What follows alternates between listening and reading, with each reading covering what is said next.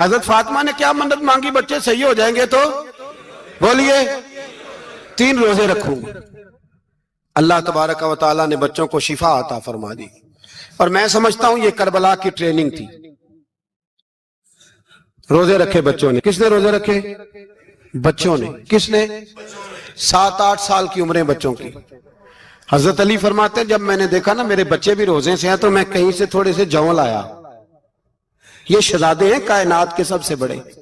فرماتے ہیں میں نے بی بی پاک کو دیے تو سیدہ پاک نے جوں پیسے روٹیاں پکائیں، اور جب عین افطاری کے وقت کھانا سامنے آیا تو دروازے پہ بھکاری آیا۔ عین بڑا بے نیاز ہے اللہ، عجیب رنگ ہے مالک کا۔ عین افطاری کا وقت جب آدمی کہتا ہے کہ فٹافٹ ہو جائے، بھکاری دروازے پہ آیا اور اس نے صدا دی، او میرے رسول کے گھر والوں، کئی دنوں سے روٹی نہیں کھائی۔ حضرت علی نے، حضرت فاطمہ نے بچوں کی طرف دیکھا تو امام حسین چھوٹے تھے سب سے، انہوں نے سب سے پہلے برتن اٹھائے کھانے والے، اور کہنے لگے اماں میں نہ دے کے آؤں۔ حضرت فاطمہ رشک کرنے لگی، مصطفیٰ کے نواسے باہر گئے، اپنے حصے کا کھانا وَيُؤْثِرُونَ عَلَىٰ أَنفُسِهِمْ وَلَوْ كَانَ بِهِمْ خَصَاصَةٌ۔ اللہ فرماتے ہیں انہیں بڑی اشد ضرورت بھی ہو پھر بھی وہ دوسروں پہ اثار کر دیتے ہیں۔ وہ کھانا باہر امام حسین دے آئے، پانی سے روزہ کھولا، کھجورے کھائی، لیٹ گئے، سویرے کھجورے کھائی، روزہ رکھ لیا۔ شام ہوئی تو حضرت علی فرماتے ہیں میں پھر اگلے دن کے روزے کے لیے جوں لایا، فاطمہ نے پیچھے روٹیاں پکائیں۔ 2 دنوں کی بھوک تھی پر مالک تو بڑا بے نیاز ہے۔ آزمانے پہ آیا تو اس رنگ میں عین افطاری کے وقت دروازے سے آواز نکلی، اور مانگنے والے نے کہا کہ بھوکا بھی ہوں اور یتیم بھی ہوں، یتیم ہوں۔ حضرت فاطمہ کہنے لگی بیٹا دیر نہ کرنا، یتیم کا پیٹ بھرنے میں دیر نہیں ہونی چاہیے۔ کھانا باہر چلا گیا، پانی سے روزہ، کھجورے، شہزادے ہیں شہزادے، یہ 2 جہاں کے شاہ ہیں، پاس کچھ رکھتے نہیں، 2 جہاں کی نعمتیں ہیں ان کے خالی ہاتھ میں۔ کھجور پانی سے افطاری بھی، سحری بھی، سویرے پھر اٹھے، روزہ رکھا، تیسرا دن ہے، تیسرا۔ ذرا دل پہ ہاتھ رکھنا، بچہ ایک رات بھوکا ہو تو اماں سوتی نہیں، اور میں کہا کرتا ہوں اماں فالج والی ہو نا، فالج والی ماں، فالج زدہ، تو آدھی رات کو اس کا بیٹا جوان کہے تھوڑی بھوک لگی ہوئی تھی، تو اماں کو رینگنا بھی پڑے تو وہ رینگ کے بھی جاتی ہے، روٹی پکاتی ہے، کہتے ہیں میرا لال بھوکا نہ سو جائے۔ اور مصطفیٰ کی بیٹی سے زیادہ بچوں سے کون پیار کر سکتا ہے؟ اور 3 دن کے بھوکے بچے، تیسرا دن آیا، بڑے حوصلے سے بی بی کہہ دیتی ہے چھوڑو ان کا تو کام ہے، یہ تو آتے رہتے ہیں، میرے بچے بھوکے تم پہلے روٹی کھاؤ۔ لیکن میرے بھائی کربلا ایسے نہیں سجتی۔ یہ جو برگر کھا کے ناراض ہونے والے بچے ہوتے ہیں یہ میدانوں میں نہیں نکل پاتے، ان کے لیے مشکل ہوتا ہے۔ حضرت فاطمہ نے، حضرت علی نے ڈیوٹی کی، ڈیوٹی اپنے بچوں کو تیار کیا کربلا کے لیے۔ تیسرے دن جب رکھا صاحب نے کھانا تو باہر سے بولنے والا بولا، کہا میں مسکین ہوں، لاچار ہوں، گھر بھی کوئی نہیں، کھانا بھی کوئی نہیں۔ امام حسین پھر اٹھے، تیسرے دن کا بھی کھانا دے دیا۔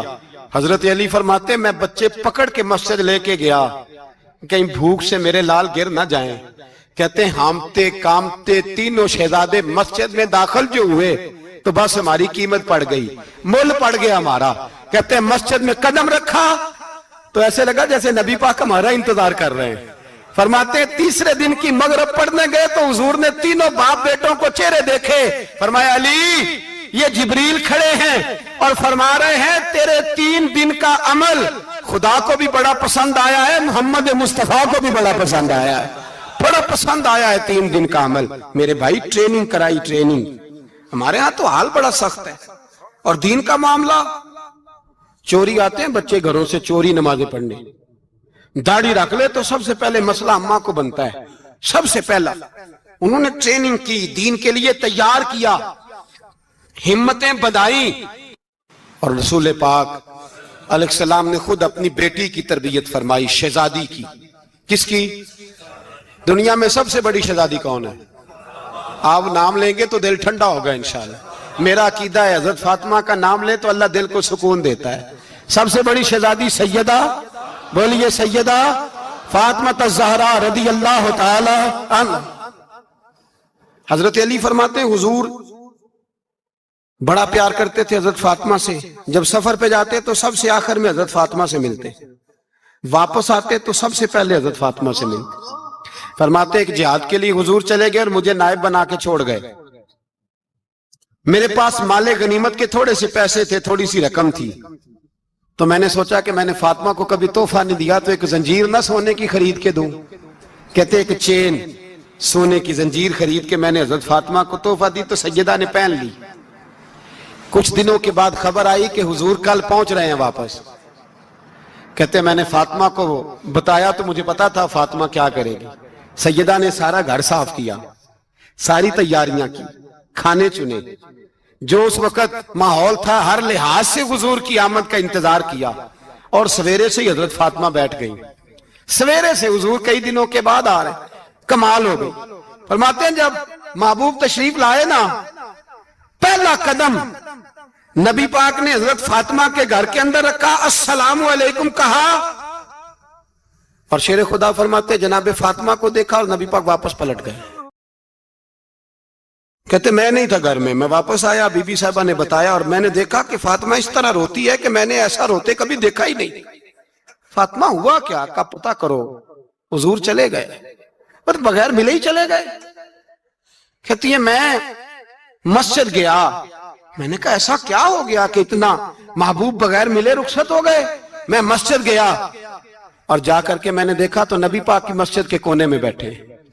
میں قریب بیٹھا, میں نے کہا یا رسول اللہ فاطمہ بڑا رو رہی ہے, کیا ہوا؟ کہتے نبی پاک کی آنکھوں میں بھی آنسو آ گئے, حضور بھی روئے. پتہ ہے نبی پاک نے کیا فرمایا؟ یہ تربیت ہے, اس طرح کربلا سجتی ہے. رسول پاک علیہ السلام نے فرمایا وہ میری بیٹی ہو کے سونا پہنتی ہے, ہر عورت کے لیے جائز ہے, کئی کلو بھی پہن لے تو شریعت منع نہیں کرتی. حضور نے فرمایا میری بیٹی ہو کے سونا پہنتی ہے. اگر فاطمہ بھی سونا پہنے گی تو امت کی غریب بیٹیاں کس کے طریقے پہ چلیں گی؟ غریب بیٹیاں کس کے طریقے؟ جو باپ مجبور ہو کے 12 بندوں کے ساتھ بیٹی کو رخصت کرے گا وہ کہہ تو سکے گا نا میں اس طرح شادی کر رہا ہوں جس طرح مصطفیٰ نے فاطمہ کی تھی, وہ کہہ تو سکے گا نا. لیکن اگر یہ بھی سونے پہنے گی تو پھر نقشے قدم کیسے متعین ہوں گے؟ حضرت شیر خدا واپس آئے, کہا فاطمہ یہ تیری چین رسول پاک کو پسند نہیں آئی. بھائی یہ حقیقتیں سمجھو.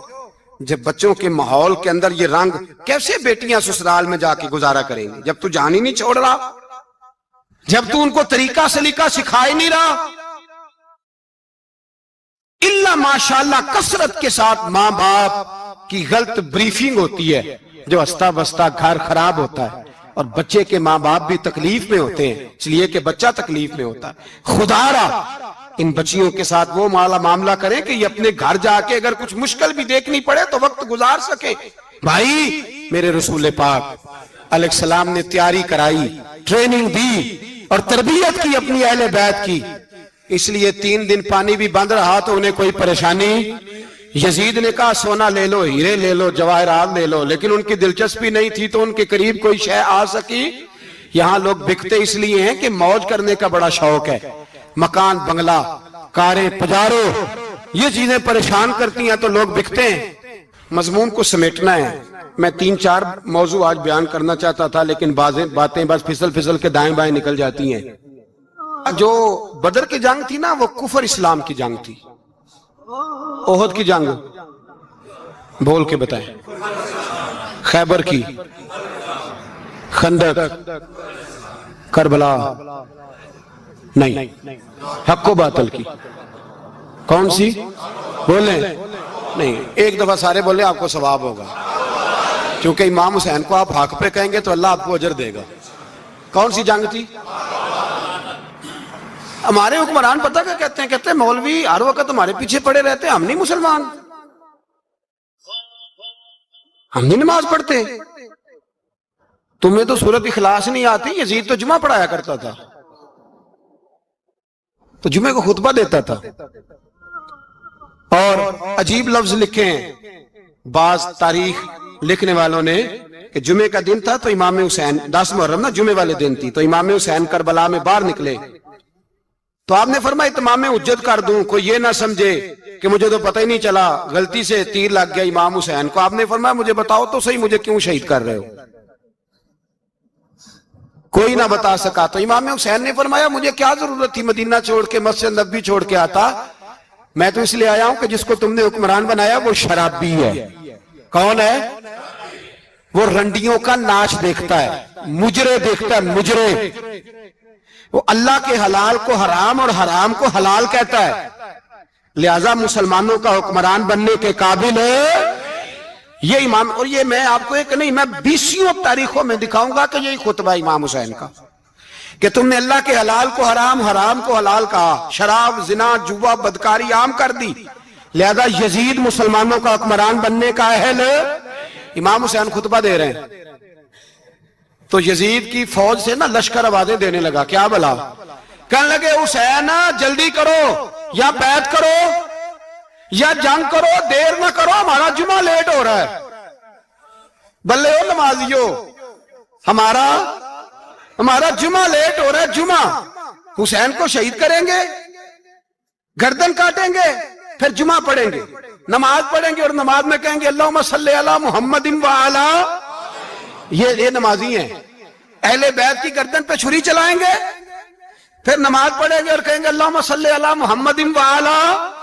بلے ہو نمازیو. علامہ ہزاروی کہا کرتے تھے بلے ہو نمازیو.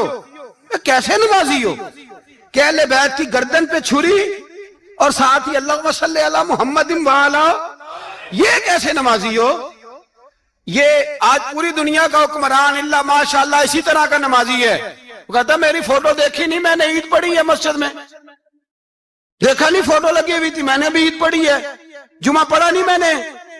میرا بھی ابا فوت ہو جائے تو جنازہ پڑھتا ہوں. مولوی مجھے مسلمان کیوں نہیں مانتا؟ میں نے کہا یزید کو کیوں نہیں امام حسین نے مسلمان مانا؟ وہ تو دمشق کی جامع مسجد کا خطیب تھا. امام حسین نے سبق دیا ہے، سبق کہ زانی شرابی کو حکمران بنایا جا سکتا. پر میں کیا کروں؟ کلیجہ پھٹتا ہے، روح کانپتی ہے، دل تڑپتا ہے. مجھے ایسے لگتا ہے کہ جب میری ملت کا جوان اپنے موبائل پہ مجرا دیکھتا ہے نا، گندا مجرا، تو مجھے لگتا ہے 6 مہینے کا حضرت علی اصغر کا مزار کانپنے لگتا ہے کہ یا اللہ جس کام کے خلاف میں نے 6 مہینے کی جان قربان کی، میرے ماننے والے وہ کام کر رہے ہیں، میرے ماننے والے. اور جب مہندی کی رسم پہ شراب کی بوتلیں چلتی ہیں اور حاجی صاحب کہتے ہیں مجھے نہیں پتا منڈے کنڈے کیا کر رہے تھے، تو مجھے لگتا ہے حضرت عباس کے کٹے ہوئے بازوؤں میں پھر سے درد شروع ہو جاتا ہے. اور وہ کہتے ہیں میں نے جس کام کے خلاف بازو کٹوا دیے، میرے ماننے والے وہ کام کر رہے ہیں. اور جب بدکاروں بے حیاؤں کے نعرے لگاتی ہے قوم، تو پھر جنگل سے صدا آتی ہے امام حسین کی. پھر حسین کہتے ہیں کہ نہیں، ابھی کربلا ختم تو نہیں ہوئی، حسین ابھی کربلا میں، حسین ابھی بھی. جب اور یہ میں سب کی بات کر رہا ہوں، پاکستانیوں کی نہیں، صرف سارے حکمران، بہت سارے جو اسلام کا دعویٰ کرتے ہیں، وہ جب جہاز سے اتر کے دوسرے ملک میں جاتے ہیں تو جبے کے نیچے سے پینٹیں نکال لیتے ہیں. انہوں نے بھی مذہب کو رنگ دار بنا لیا ہے، کبھی رنگ اور ہوتا ہے کبھی اور ہوتا ہے. خدا را امام حسین کو تڑپاؤ نہ. خدا را شرابیوں کو ووٹ دے کے، ظالموں کو ووٹ دے کے، اور یہ سارے ہی ایسے، میں کسی ایک کی بس، سارے ہی ایسے. یزید نے بھی کتا رکھا ہوا تھا، اس کے بھی ساتھ سویا کرتا. آپ کے بھی کئی سیاستدانوں نے پالے ہوئے. یہ سارے تماشے کرنے والے. جانوروں کی لڑائی دیکھنا بھی حرام اور کرانا بھی. یہ سارے ایک ہی رستے میں، یہ سارے ایاک نعبد و ایاک نستعین کو یہ ایک آیت پڑھ لیتا ہے، اس کے بعد ڈھول بجانے، عورتوں کے ناچ کرانے شروع کر دیتا ہے. یہ ایاک نعبد و ایاک نستعین کا ترجمہ ہے، تماشا بنایا ہوا ہے. اور وہ جن کا بڑا دعویٰ ہے کہ ہم نے بڑی مسجدیں بنائی ہیں، اتنی رسوائی کے بعد بھی انہیں شرم نہیں آئی کہ کتنے رسوا ہو گئے. ابھی خیال کریں، ہمارے ملک میں تو ایسے ٹاؤن بنے ہوئے جنہوں نے سب سے بڑی مسجد بھی لاہور میں بنا دی، اور کچھ دنوں کے بعد انہوں نے کہا جشن بہاراں بھی بناؤ، پتنگ بازی بھی کرو، سارے کام ہی کرو، راضی رہے رحمان بھی، خوش رہے شیطان بھی. معاذ اللہ.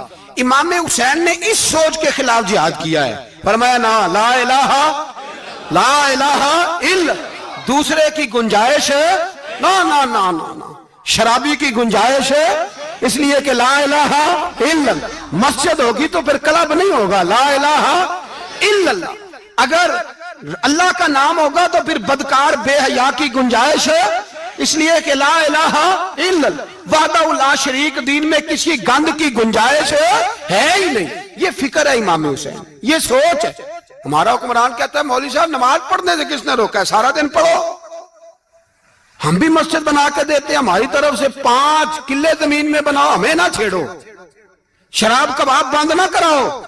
آپ دیکھ لیں دبئی کے اندر کیا ہو رہا ہے، شیخ زید اسلامک سینٹر بنا، اتنی بڑی مسجد دیکھنے کو دل کرتا ہے، لیکن چند کلومیٹر پہ کلب بھی بنا ہوا ہے، سارے تماشے۔ بس امام حسین نے کہا ہے کہ مسجدیں بنے گی، کلب نہیں بنیں گے۔ یزید کہتا تھا مسجد بھی بناؤ اور شراب خانہ بھی بناؤ، امام حسین نے فرمایا نہ، شراب خانہ نہیں بننے دوں گا۔ اس نے کہا ٹھیک ہے نماز کے وقت نماز اور صبح یہ، فرمایا نہ، لا الہ الا اللہ۔ اور کس طرح کا امام حسین نے، آپ نے فرمایا خودی کا سر نہاں، اقبال ترجمہ کرتے ہیں خودی کا سر نہاں لا الہ الا اللہ، خودی کا تیغ فساں لا الہ الا اللہ۔ اگرچہ بت ہیں جماعت کی آستینوں میں، پر مجھے ہے حکم ازاں لا الہ الا اللہ، اور بہار ہو کے خزاں لا الہ الا اللہ۔ اور پھر بول پڑے اقبال اور کہنے لگے اگر یہ دور اپنے ابراہیم کی تلاش میں ہے، یہ دور اپنے ابراہیم کی تلاش میں، کیونکہ صنم کدا ہے جہاں لا الہ الا اللہ۔ اور اس کا ترجمہ انہوں نے کہا تھا نا یہ دور اپنے ابراہیم کی، ہمارے شہر کے بزرگ تھے شیخ عبدالصبور بیگ منشور ہزاروی علیہ رحمہ، انہوں نے ترجمہ کیا، وہ کہنے لگے اس شاہ مشرقین کی، اس نور عین کی۔ مجھے حضرت صاحب کا یہ شعر بڑا ہی پسند ہے، بڑا ہی پسند ہے مجھے، ان کا یہ مصرع بڑا ہی پسند ہے۔ اور میں ان کی قبر پہ جب ان کے انتقال کے بعد آگے بڑھا فاتحہ کے لیے تو پھر بھی میرے کانوں میں ان کا یہ فکرہ گونج رہا تھا، وہ کہا کرتے تھے اس شاہ مشرقین کی، اس نور عین کی، مطلوب ہے جہاں کو قیادت حسین کی، ہر سو یزیدیوں کا زمانے میں زور ہے، ہر سو یزیدیوں کا۔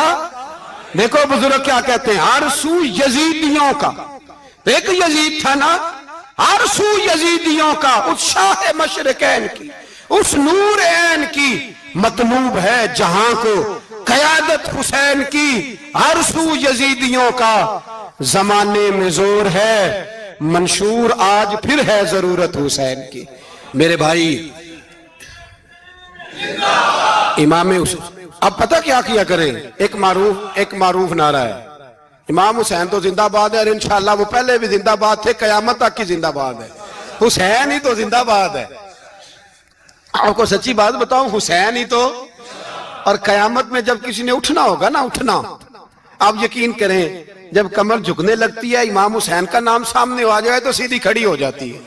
حسین تو علامت ہے کھڑے ہونے کی، اور دنیا میں قتیل اس سا منافق نہیں کوئی، جو ظلم تو سہتا ہے بغاوت نہیں کرتا۔ یہ امام حسین نے ہمیں بتلایا ہے کہ وہ منافق بے ایمان ہے جو ظلم سہے اور چپ کرے، یزیدی کے خلاف کھڑا نہ ہو۔ اس لیے ہم کہتے ہم سے نہ رقم ہوں گے قصیدے یزید کے، ہم لوگ تو حسین کے سیرت نگار ہیں۔ یہ کیسے زندہ باد، یہ نعرہ ضروری ہے، مردہ آباد، اس نعرے کی ضرورت ہے، اس نعرے کی۔ حسین تو زندہ باد ہے لیکن حسینیت زندہ باد، اور مردہ باد کیا ہے؟ اس لیے کہ یزیدیت بھی مری نہیں، یزید مرا پر یزیدیت وہ سسکتی ہے، دم توڑتی ہے، پر کسی نہ کسی رنگ میں، کسی نہ کسی کی شکل میں اٹھ کھڑی ہوتی ہے۔ اسی لیے اقبال نے کہا ستیزہ کار رہا ہے ازل سے تا امروز، چراغ مصطفی سے شرار بولہبی۔ اس نے کہا ہر جگہ کہیں نہ کہیں حضور علیہ السلام کی روشنی سے کوئی نہ کوئی لڑنے کی، کھڑے کرو اپنے آپ کو۔ کیوں ظالموں کی مدد کرتے ہو؟ کیوں بے ایمانوں کے سپورٹر بنتے ہو؟ کیوں ان لوگوں کے نعرے لگاتے ہو جو یزیدی ہیں؟ حسینی بنو، حسینی بن کے زندہ رہو، کوئی کھا نہیں جائے گا، کوئی کھا نہیں جائے گا۔ یزید مر جایا کرتے ہیں اور حسینیت آج بھی زندہ ہے اور قیامت تک زندہ رہے گی۔ جو شرابی ہے، زانی ہے، بدکار ہے، اگر تو آپ کی تبلیغ پہ باز آ جائے تو ٹھیک، ورنہ آپ کا اس کے ساتھ دوستانہ رکھنا بھی حرام ہے۔ کیا فتویٰ دیا میں نے؟ حرام ہے، حرام۔ اگر آپ کا دوستانہ ہے تو پھر 9-10 محرم کو دیگ نہ پکانا چاول کی، اس لیے کہ امام حسین کو تیری بریانی کی کوئی ضرورت نہیں، تیری باسمتی اور چھوٹا گوشت سنبھال کے رکھنا گھر میں، کوئی حاجت نہیں. اگر شرابی کبابی زانی بدکار سے دوستانہ ہے, اگر محلے کے غریبوں کو گالی دینے والوں کے ساتھ تیری دوستی ہے تو پھر 10 محرم کو چاول کی دیگ بالکل نہ پکانا, اس لیے کہ یہ کوئی تماشا نہیں کہ دوستی قاتل سے بھی مقتول سے یارانہ بھی. کوئی مطلب نہیں اس بات کا. امام حسین کو ماننا تو پھر ڈٹ کے مانو, مظلوموں کے ساتھ کھڑے ہو جاؤ, غریبوں کے ساتھ کھڑے ہو جاؤ, برما کی بات کرو, برما کے مسلمان کی بات کرو, فلسطین, کشمیر, ان سب کے حق میں مسلمان اس وقت کھڑے ہوں گے جب سوچ حسینی ہو جائے گی, جب نظریہ حسینی ہوگا پھر کھڑے ہوں گے. 10 محرم ضائع نہیں کریں. اہل سنت کی علماء جہاں جہاں قرآن و سنت کی روشنی میں امام حسین کی بات کریں, جہاں جہاں بھی کریں, وہاں جا کے شریک ہو. ہم بھی ہر سال بیٹھتے ہیں امام حسین کی یاد منانے, اور اس طرح بیٹھتے ہیں کہ حسین ہمارا ہے, حسین ہے, اور انسان کو بیدار تو ہو لینے دو, ہر شخص پکارے گا ہمارے ہیں حسین. داڑھی والا آدمی علماء جانتے ہیں, جبہ پہنتا تھا بڑا شاندار, حج کے خطبے دیتا تھا, حج کے. ہمارے تو حکمرانوں کو سورت اخلاص نہیں آتی, پھر بھی آپ کہہ کے دیکھیں, وہ کہیں گے سب سے زیادہ مذہب کا پتہ ہی مجھے ہے. یزید داڑھی والا, پگڑی والا, امامے والا, جبے والا, حج پڑھانے والا, تو امام آپ کو کیا ضرورت پڑی تھی اس کے خلاف نکلے, اور اس طرح نکلے کہ بچے قربان کرا دیے. تو امام حسین کے سارے خطبے, سارے, مدینے سے مکہ, مکہ سے مقام بیضا, وہاں سے کربلا, سارے خطبے, وہی خطبہ پھر دمشق میں امام زین العابدین کا, وہی پھر مدینے میں امام زین العابدین کا. امام حسین فرمانے لگے یزید اللہ کی حدوں کو توڑتا ہے, رب کے حلال کو حرام اور حرام کو. آپ کے ملک میں کہا نہیں جاتا کہ مولوی گنجائش نکالیں سود کے بارے میں. اتنا بڑا جرم جس کو کہا گیا کہ اللہ رسول سے جنگ ہے, یہ اتنے بڑے حرام کو حلال کرنے جا رہے ہو. کہا یہ اللہ کی حدوں کو توڑتا ہے, نمازیں چھوڑ کے پڑھتا ہے, رنڈیوں کا ناچ دیکھتا ہے, مجرا جو آج کل گند ہر ایک موبائل میں آیا ہے. یہ امام حسین نے یہ خطبہ دیا, فرمایا کہ مجرے دیکھتا ہے, ناچ دیکھتا ہے, عیاشیاں کرتا ہے. اور پھر امام حسین نے فرمایا میں نے اپنی آنکھوں سے اسے مدینے میں شراب پیتے دیکھا. فرمایا جو اتنے بڑے کبائر کرتا ہو اس کے ہاتھ میں ہاتھ دے دوں. یار سمجھو تو صحیح, امام حسین کا جہاد تو بے حیائی کے خلاف, شراب کے خلاف. امام حسین کا جہاد تو دین کو نافذ کرنے کا, نافذ کرنے, نماز پڑھنے سے یزید منع نہیں کرتا, نافذ کرنے کا جہاد. امام نے بچے کٹوا دیے, لیکن الیکشن میں بڑے شرابی کی بڑی فوٹو کے نیچے چھوٹی میری بھی لگی ہو, اور میں سب سے بڑا حسینی, سب سے بڑا یرانے سارے شرابیوں سے, یزیدیوں سے, اور سب سے بڑا حسینی میں.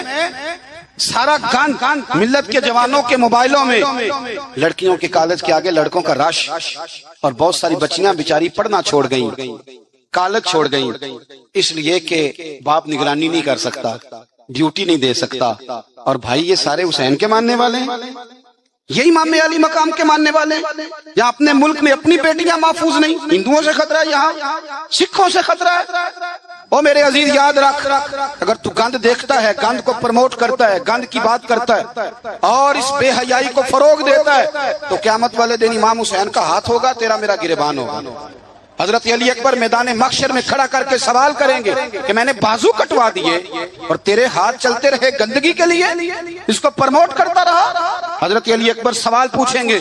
نوجوانوں یاد رکھنا, نوجوان وہ نہیں ہوتا جو کہتا ہے کہ میں جدھر جاتا ہوں تو ادھر میں ہی میں ہوتا ہوں, مرضی سے سوتا ہوں, مرضی سے اٹھتا ہوں, مرضی سے کھاتا ہوں, 15 لڑکیوں کے میرے موبائل میں نمبر ہیں. یہ جوانی نہیں, یہ تو کمزوری ہے آپ کی, یہ تو نفس کی غلامی ہے. جوان تو وہ ہوتا ہے جتنا قد اونچا ہو اتنی نظریں جھکی ہوئی ہیں.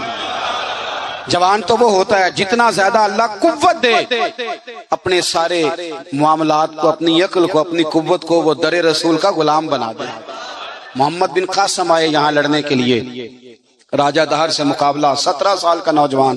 کتنے سالوں کا بول کے بتائیں. 17.5 سالوں کا منڈا کی کر لیندہ ویسے, برگر کھانے کے علاوہ, گھر میں لڑائی کرنے کے علاوہ. اور یہ غلطی ہماری ہے, ہمارے ہاں کوئی بڑا نہیں ہوتا. جب بچہ ہوتا ہے تو کہتے ہیں ابھی بچہ ہے, اس لیے غصہ کرتا ہے. اور جوان ہو جائے تو کہتے ہیں خون گرم ہے, بوڑھا ہو جائے تو کہتے ہیں انہیں پتہ ہی نہیں لگتا. تے سیانے ہونے دی کیڑی عمر ہے جی, وہ بھی بتا دیں, اس کا بھی کوئی بہانہ بتائیں. کب سمجھدار ہوگا؟ 17 سال کا نوجوان, عشق لگا سی کھیڈاں کھیڈ دی, تو پھر کھیڈاں بھول گئیاں. کجل پایا سی یار دے ویکھنے نوں, پھر وہ دی یاد وچ روندیاں ہی ڈول گئیاں. حیدر شاہ اس گلی کدے نہ رول دی پر ان تے رول دی رول گئی. محمد بن قاسم آئے تو ایک بزرگ نے دیکھا محمد بن قاسم بڑے پریشان ہے. کہنے لگے پتر خیر ہے خیر ہے؟ تو کہنے لگے حضور نہ تو رستوں کا پتہ ہے ہندوستان کے، اور سنا ہے راجہ دہر کی فوج بھی بڑی مضبوط ہے، کیسے لڑوں گا؟ کہنے لگے بیٹے تو ہمت کر، میں دعا کروں اللہ تیری مدد کرے. چند دنوں کے بعد وہ بزرگ پھر ملے تو محمد بن قاسم بڑے حشاش بشاش. تو بزرگ کہنے لگے آج بڑے حشاش بشاش ہو، خیریت ہے؟ محمد بن قاسم کہنے لگے حضور مجھے پتہ چل گیا 2 سے 2.5 گھنٹے لڑے گا راجہ دہر پھر بھاگ جائے گا، اس سے زیادہ میرے مقابلے میں ٹھہرے گا نہیں. کہا کیوں؟ کہنے لگے میں نے پتہ کرایا ہے وہ نظر کا گندہ ہے. میں نے معلومات کرائی ہیں اس کی تو پھپھی کی، ماموں کی، خالہ کی، چچا کی بیٹی اس کی گندی نظر سے محفوظ نہیں. جن کے پیٹوں میں رزق حرام ہو اور آنکھوں میں بے حیائی ہو وہ کبھی کسی میدان میں کھڑے نہیں رہ سکتے. 2 گھنٹے سے زیادہ کھڑا نہیں رہے گا. کہنے لگا حضور میں 17 سال کا نوجوان ہوں، یا میں نے کعبہ دیکھا ہے یا قرآن دیکھا ہے، اور جب دل زیادہ للچاتا ہے تو مصطفیٰ کی قبر انور کو دیکھا کرتا ہے. ہم نے باحیا زندگی رکھی ہوئی ہے اپنے مزاجوں میں.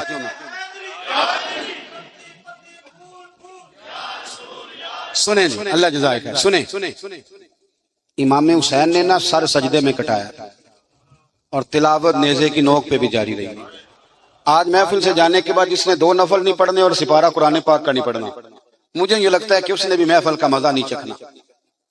کم از کم اتنا تو کرو یار کہ سپارہ روز کا. حضرت عبداللہ ابن زبیر امام حسین کی شہادت پر تقریر کر رہے تھے اور فرما رہے تھے تم نے کوفیوں ظالموں اس کو شہید کر دیا جو 3 دن سے پہلے قرآن پاک ختم کیا کرتے تھے، اور میں جب بھی دن میں انہیں ملتا تھا انہوں نے روزہ رکھا ہوا ہوتا. 3 دن میں قرآن ختم کریں تو روز کے کتنے سپارے بنے؟ میں اور آپ کتنے پڑھتے ہیں؟ میں گزارش کرتا ہوں، میں منت کرتا ہوں، کچھ نہ ہو سکے نا، میرے اسلاف فرمایا کرتے تھے کچھ نہ ہو سکے تو قرآن مجید ایک دفعہ گھر میں کھول ہی لیا کرو. فرماتے تھے اس کے صفوں سے ایسا نور نکلے گا کہ تمہارا گھر روشن ہو جائے.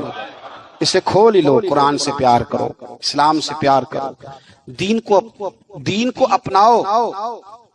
بچے اس وقت نہیں نماز پڑھیں گے جب آپ گھر میں لیکچر دیں گے کہ نماز پڑھنا چاہیے.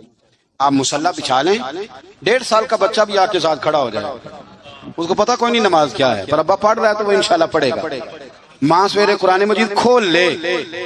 3 سال کی بیٹی جس کو کچھ نہیں آتا وہ بھی سکاف لے کے نا اور سپارہ لے کے الف با تا سا پڑھے گی. او میرے بھائی، پھر وہ جب 3 سال کی بیٹی اپنے باپ کے لیے ہاتھ اٹھا کے دعا مانگے گی نا تو مجھے لگتا ہے اللہ رحمتوں کے سارے دروازے کھول دے گا.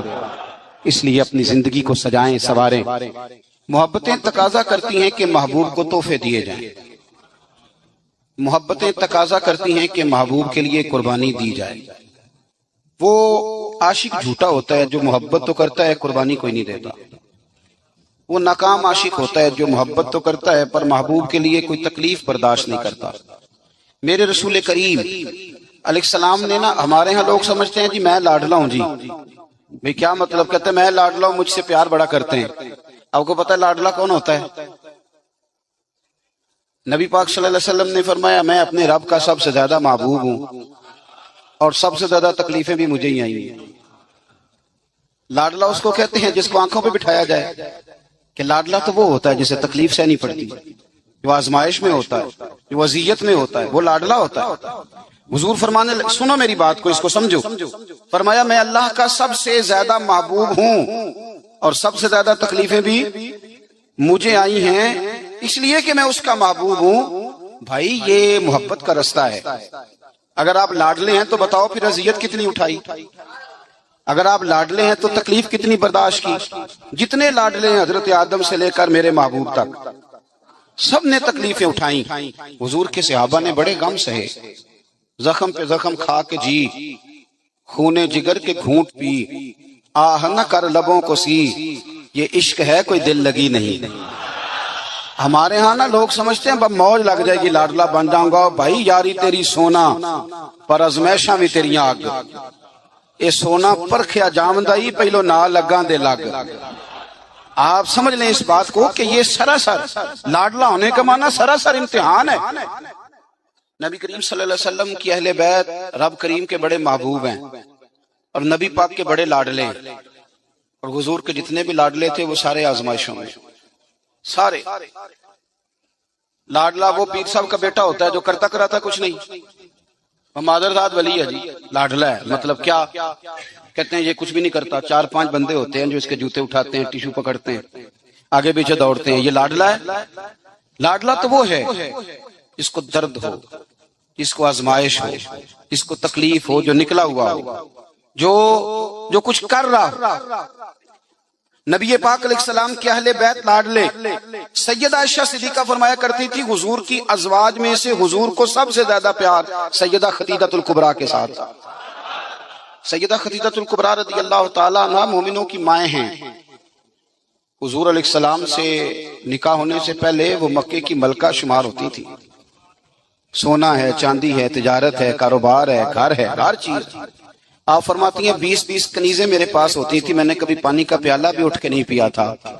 اور پھر میں لاڈلی ہو گئی نبی پاک کی. پھر لاڈلی ہو گئی. پھر حضور کی نظر کرم مجھ پر پڑی.